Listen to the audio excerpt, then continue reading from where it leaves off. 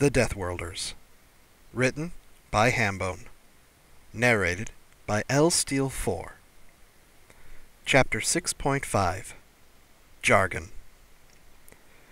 2 years and 9 months after the Vancouver attack.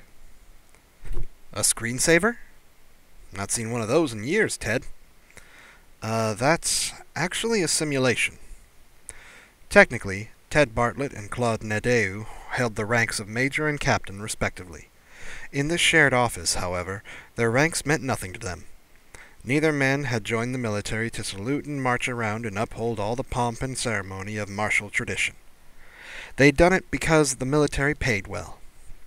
The fields of study that had seen them through university became hazy and uncertain now.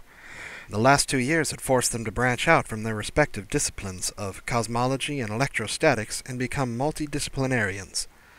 It was no good focusing on one small aspect, when the results came from a more holistic approach. What of? It's a folded space topological problem. We've already crafted Super L, Ted. One type, sure. That little book detailed 3 kinds, eh? I thought the General was planning to recommend that we're not interested in Type 2 ERBs.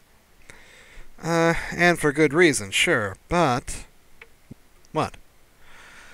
I sent the tuning algorithm to a friend of mine. She lectures in mathematics over in Nottingham, England, purely as an abstract puzzle in search of a solution, eh? We already know the solution, though. She found 2, Claude. No shit. Nope. She gave me an alternative solution, which is pseudo-stable. If RT less than 1, if delta E set 1 to 2 set 2 is greater than the exponent of the tensor of set 3 P1 to P2. Nadeau grabbed a paper and a ballpoint pen.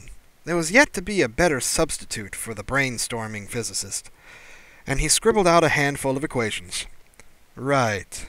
He considered it, then moved a few terms around, playing with the algebra. What's the Lebesgue? 3. That's helpful. You're sure now? Bartlett sketched out a proof to his colleague's satisfaction. The only awkward bit is this exponent, he said. I worked on it some more and got this graph. It was mostly red, though running diagonally up and right was a curved funnel of slowly widening blue. He tapped a point towards the flared end. 50 grams, he said. Yeah, at 70 kc, Nadeau said. Possible.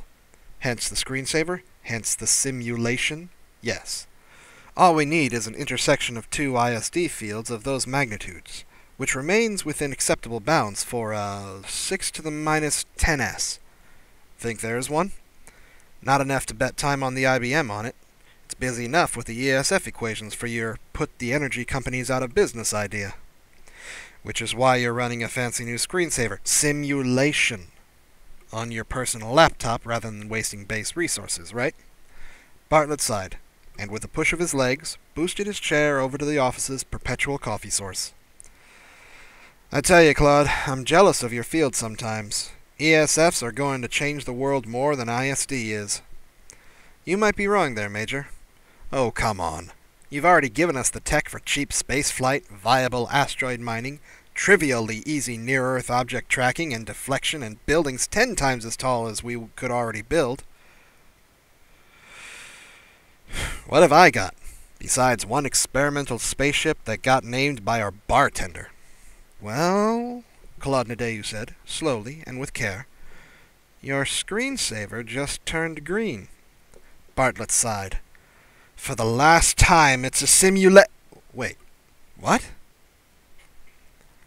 End chapter 6.6.